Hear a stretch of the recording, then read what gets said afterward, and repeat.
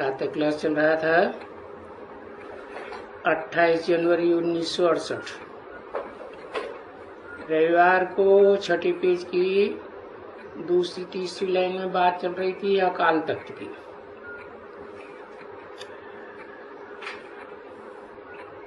अकाल तख्त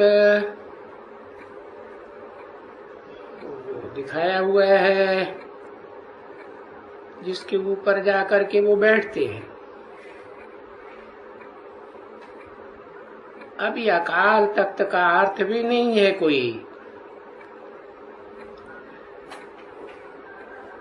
क्योंकि अकाल मूर्त आकर के वो सोनी द्वारिका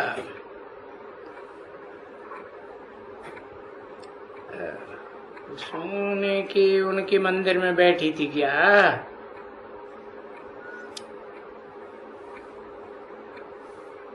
उनके लिए बनाया था क्या?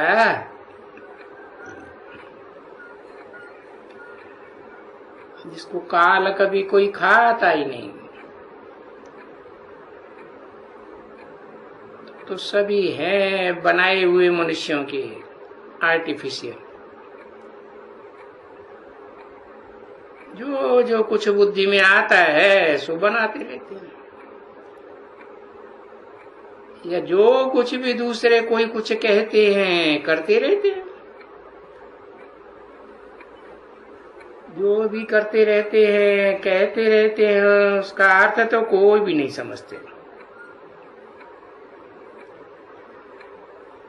तो तुम बच्चे उनको अर्थ भी समझा सकते हो। ये जो मंदिर है ये शरीर रूपी मंदिर है। उस मंदिर में ये अकाल तख्त रखा हुआ है, लक्कड़ बुद्धि का है। और उस लक्कड़ बुद्धि में आकर के वो सुप्रीम सोल बाप, सुप्रीम आत्मा आकर के बैठते हैं।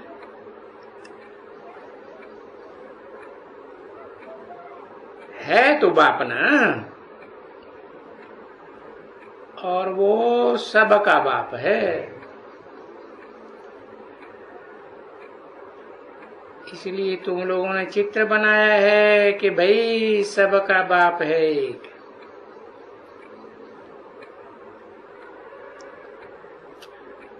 और बाप से ही वर्षा मिलता है बच्चों को।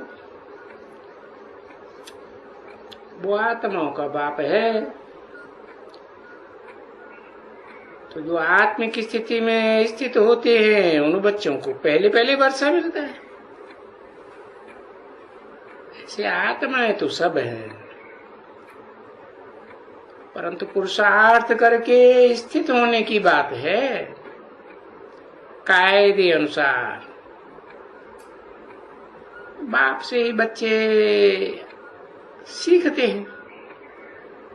क्या सीखते हैं? कि देह ना समझो, अपन को आत्मा समझो। बाप और बच्चा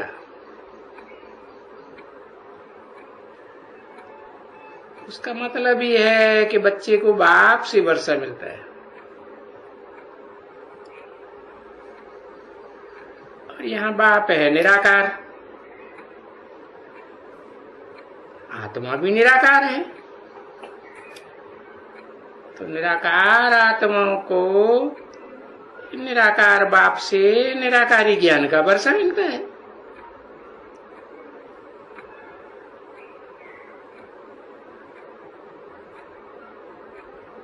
फिर यहाँ तो बाप नहीं रहता है ना, कि सदाकाल इस सृष्टि पर रहता है। और दुनिया में भी तो कोई किसी का बाप सदाकाल रहता है क्या? किसी का नहीं रहता। फिर वो अडॉप्ट करते हैं बच्चे को।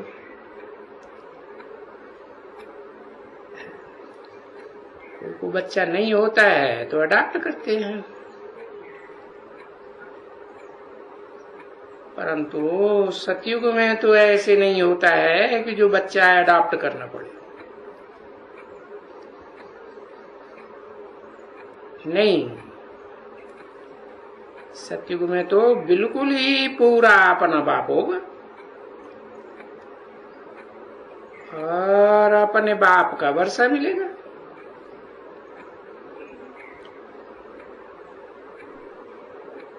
तो वहां कोई एडॉप्शन नहीं होती है।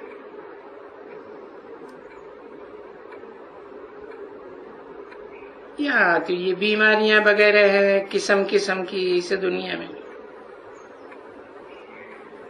तो जिनको वो बीमारियां होती है स्त्री को या पुरुष को, तो बच्चा पैदा नहीं होता है। और पैदा भी होता है तो बीज स्वस्थ न होने से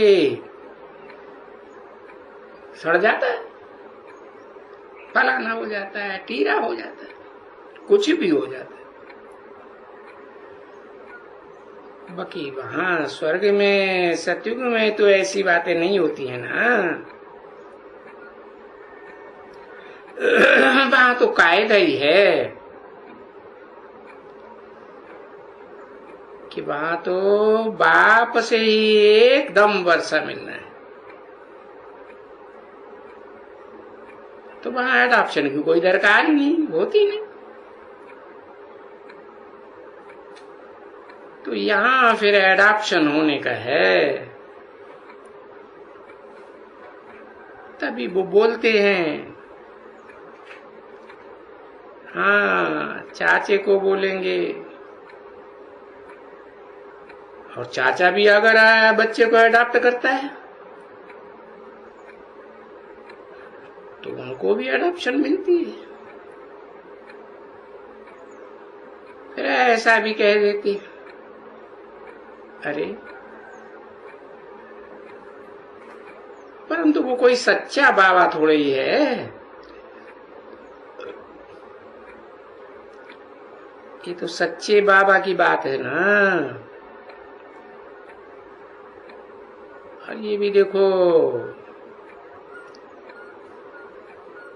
ये भी सच्चा बाबा है।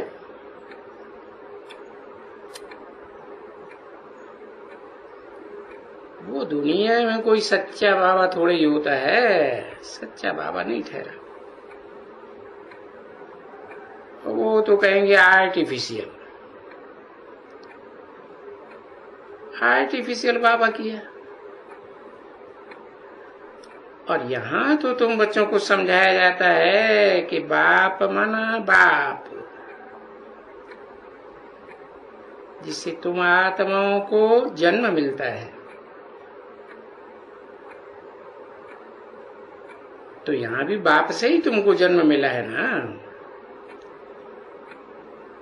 बेहद का बाप है, बेहद की आत्माएं हैं।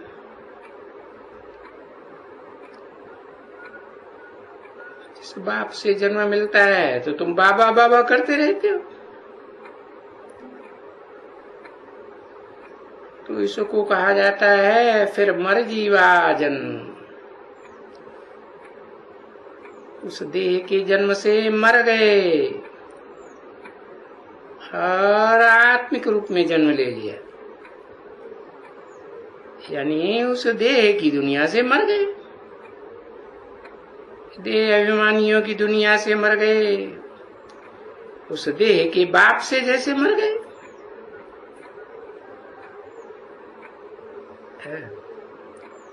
उन बापों से वगैरह वगैरह से मर गए और इस बाप के ऊपर आके भी बने।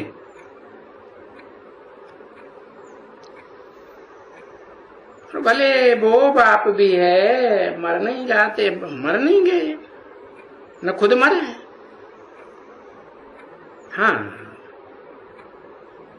परंतु ऐसे तो कहेंगे कि उनसे बुद्धि का योग तोड़ देते हैं। उनसे बुद्धि का योग तोड़ देते हैं और इनसे जोड़ना है। क्यों?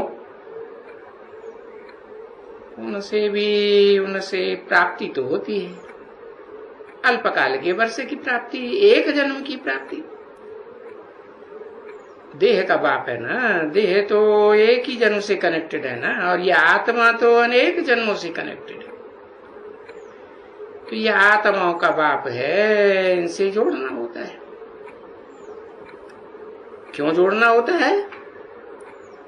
तो समझ गए ना, वो हद का वर्षा देता है, और ये बेहद का बाप बेहद का वर्षा देता है। तो बताओ, ये जो जाते हैं, राजाओं के बच्चे नहीं रहते हैं, बच्चे बच्चे जा करके वो बोलते हैं। कोई धनवान होते हैं तो धनवानों को बच्चा नहीं है तो कहें बच्चा होवे। तो जो धनवान होगा वो कोई गरीब का बच्चा थोड़े ही है। धनवान का बच्चा थोड़े ही बस जा करके अडॉप्शन कबूल करेगा, है? वाह, धनवान का बच्चा है तो गरीब की जाकर के अडॉप्शन क्यों कबूल करेगा?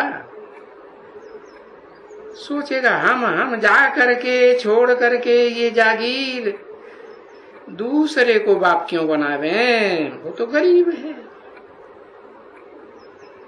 अरे भाई भाई लोग ले लेंगे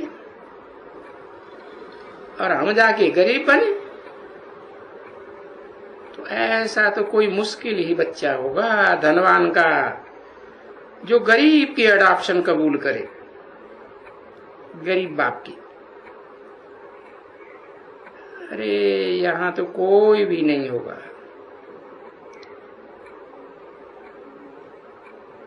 तो यहाँ जो जानते हैं बच्चे कि बाप का बनने से अरे हमको तो एकदम विश्व की बादशाही मिलती है, और फिर बाबा हमको पावन भी बनाएंगे। अगर विश्व की बादशाही मिलती है तो बाबा पावन भी तो बनाएंगे ना। ये तो पतित दुनिया है, हमें तो पावन दुनिया में जाना है। तो ये तो जरूर है, हम पुकारते ही हैं, पुकारते आए हैं, पतित पावन आओ। तो फिर इस पावन दुनिया में क्या है?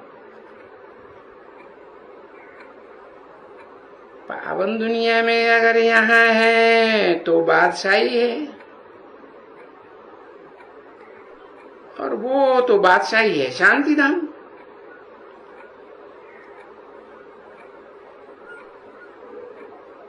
जहाँ शांति धाम में तो शांति लगी पड़ी है, उसका तो कोई कुछ वर्णन भी नहीं कर सकता। सुख की तो बात ही नहीं। अरे सुख तो कर्म इंद्रियों से भोगा जाता है ना। वहां शांति धाम में तो कोई कर्म इंद्रियां होती ही नहीं है। जो न आत्माओं का कुछ पार्ट बजे, वहां तो बिंदु बिंदु आत्मा, अति सूक्ष्म बिंदु, वहां जाकर के शांत में बैठी रहती और रेडी रहती हैं कि हमारा टाइम आवे तो हम जावे, और जावे फिर हम क्या खुशी, जावेंगे तभी खुशी आवेगी ना, कि जाने से पहले। जाने से पहले तो शांत स्वरूप आत्मा है, खुशी आने की बात ही नहीं। तो सुख की दुनिया में जावेंगे तो हम पार्ट बजावेंगे, सुख का ही पार्ट बजावेंगे, दुख का नाम निशान नहीं है ना। तो ये तो समझ की बात है ना कि बाबा सुख का सागर है तो सुख ही देंगे ना। तो बाबा समझाते हैं तो यहाँ भी तो बच्चों को अभी जब बाप आए हुए हैं और समझते हैं बाबा आया हुआ है हम बच्चों का, तो बच्चे बेहद में चले जाएंगे। भाई बाबा आया हुआ है, बेहद का सुख देने के लिए आया हुआ है। जो भी बेहद में सब मनुष्य मात्र हैं है इस दुनिया में कितने हैं? 500-700 करोड़ जो भी मनुष्य मात्र हैं, उन सब मनुष्य मात्र को पवित्र बना करके हाँ कोई सजाएं भोग करके जाएंगे, कोई क्या कर करके जाएंगे, बीमारी में अपना कर्म भोग करके जाएंगे। जाना तो सबको जरूर है, और ये भी पक्का है कि पवित्र बन करके ही जाना है, क्योंकि पतित तो कोई न शांति धाम में जा सकते हैं न फिर शांति धाम से लौट करके सुख धाम में आ सकते हैं। तो जाएगा पीछे जैसे जैसे अपने धर्म में चले जाते हैं। बाकी इस दुनिया से तो जाएंगे तो सब, ये तो पक्का है कि बाबा आया ही हुआ है ले जाने के लिए। और बाप कहते भी है हम सबको ले जाएंगे जरूर, किसी को भी इस दुनिया में छोड़ेंगे नहीं। और ये बात तुमको खास बैठ करके समझाते। तो भाई जाना तो सबको है ही, तो पहले जाना अच्छा है या बाद में जाना अच्छा है? पहले जाना अच्छा है। पहले कौन जाएंगे? है?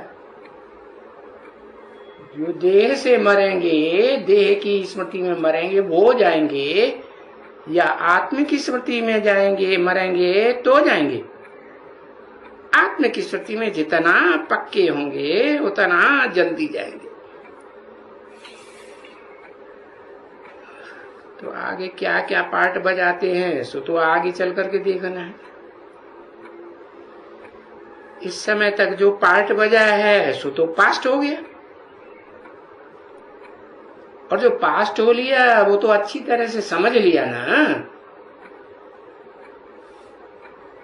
बाकी तो है आगे का पार्ट। सो आगे के पार्ट की मूल बात है तुम बच्चों के लिए क्या? तुम बच्चों को और उनको भी रास्ता बताना है। हाँ, ये बहुत लिखा है कि बेचारे अंधे हैं, उन अंधों की लाठी बनो। अंधों को लाठी पकड़ करके चलाया जाता है ना, तो ये भक्ति मार्ग में बहुत नाम रख दिए। अभी तो बाप स्वयं बैठ करके समझाते हैं ना, भाई देखो ये है ना बच्चे, ये इन आंखों से जो देखते हैं इस दुनिया में वो सब भस्म हो जाएगा। तो अभी तो इस भस्म होने वाली दुनिया को देखना ही नहीं है, तब क्या करें? तीसरा नेत्र देता हूं ना, बुद्धि का तीसरा नेत्र देता हूं। कौन देता है? जो बुद्धिमानों की बुद्धि है वो ही बुद्धि का तीसरा नेत्र देता है। फिर और आत्माएं तो नंबरवार बुद्धि वाली होंगी ना, कि सबकी बुद्धि एक जैसी होगी? हाँ, जैसा जैसा जैसा का पुरुषार्थ वैसी वैसी बुद्धि। बुद्धि का वरदान देता हूं।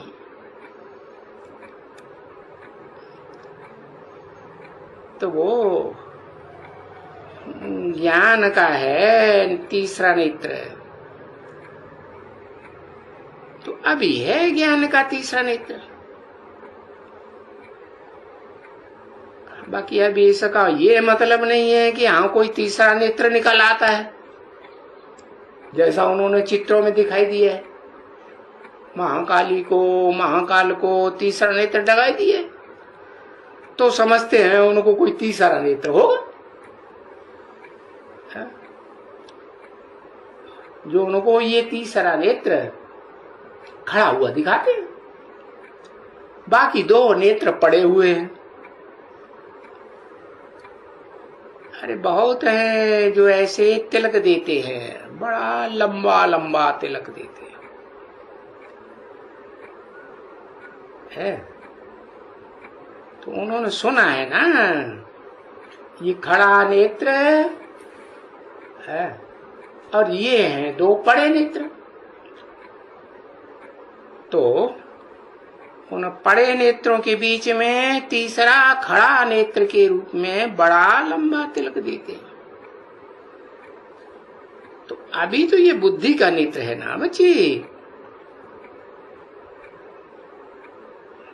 आत्मा को ज्ञान तो मिल रहा है ना, आगे तो ऐसे नहीं कहेंगे कि हमें गुरुओं से, विद्वान पंडित आचार्यों से ये बुद्धि का तीसरा नेत्र मिल रहा था। उस समय तो आत्मा अज्ञान में थी। अरे उन्हों से तो अज्ञान मिलता था।